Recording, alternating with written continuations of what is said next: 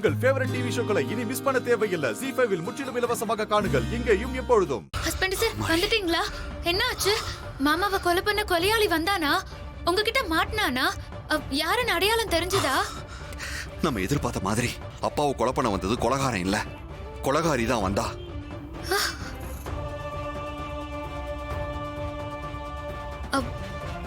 கொலைகாரியா? ஆமா மாறி, அப்பாவை கொலை பண்ண வந்தது ஆள் இல்ல, ஒரு லேடி. அநேகமா அது அந்த கருப்பு உருவம் சண்முகத்தோட ஒய்ஃபா தான் இருக்கணும். அது உங்க சித்தி தாரா தான் ஹஸ்பண்ட் சார். இது உங்ககிட்ட சொல்ல முடியாம தான் நான் தவிச்சிட்டு இருக்கேன்.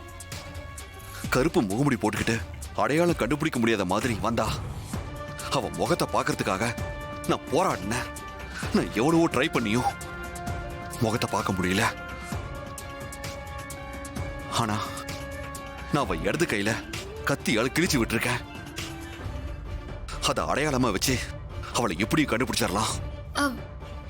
எப்படி ஹஸ்பண்ட் சார் கண்டுபிடிக்கிறது?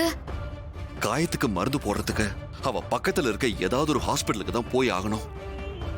சோ காலையில ஒவ்வொரு ஹாஸ்பிட்டல போய் விசாரிச்சா கண்டிப்பா யாருன்னு கண்டுபிடிச்சிடலாம்.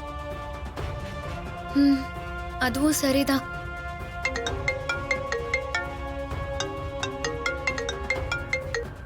ஹலோ,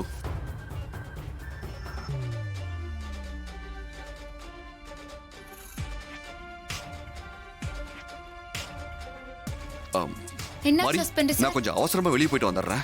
என்னாச்சு? கொஞ்சம் அர்ஜென்ட். நான் வந்து சொல்றேன். Okay husband sir.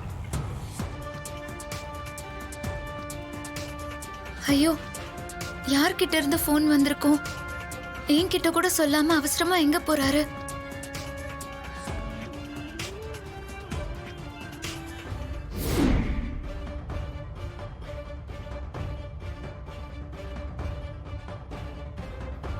தேவி அம்மா, இன்னைக்கு தாராத்தையோட உண்மையான முகம் ஹஸ்பண்ட் சாருக்கு தெரிய வந்துரும் நினைச்சிட்டு இருந்தேன். இன்னைக்கு ஒரு முடிவு தெரிஞ்சிரும்னு நம்பிட்டு இருந்தேன். ஆனா அப்படி நடக்காம போச்சே. கூடிய சீக்கிரம் ஹஸ்பண்ட் சாருக்கு தாரா அத்தை தான் எல்லாத்துக்கும் காரணம்னு தெரிய வரணும். அதுக்கு நீங்க தான் ஏதாவது பண்ணணுமா?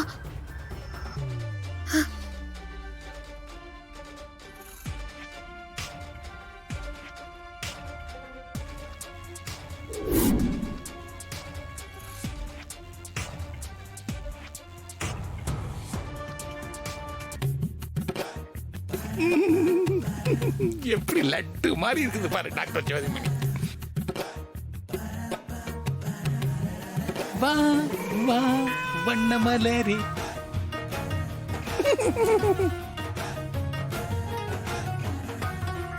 ரொம்ப தலையாட்டாதீங்க, மயக்கம் போட்டு விழுந்துருவீங்க. நான் ஏற்கனவே தொப்பு கட்டிட்டு விழுந்துட்டேன் டாக்டர். ZEE5 ஆப்பை டவுன்லோட் செய்து அனைத்து எபிசோடுகளையும் இலவசமாக பாருங்க.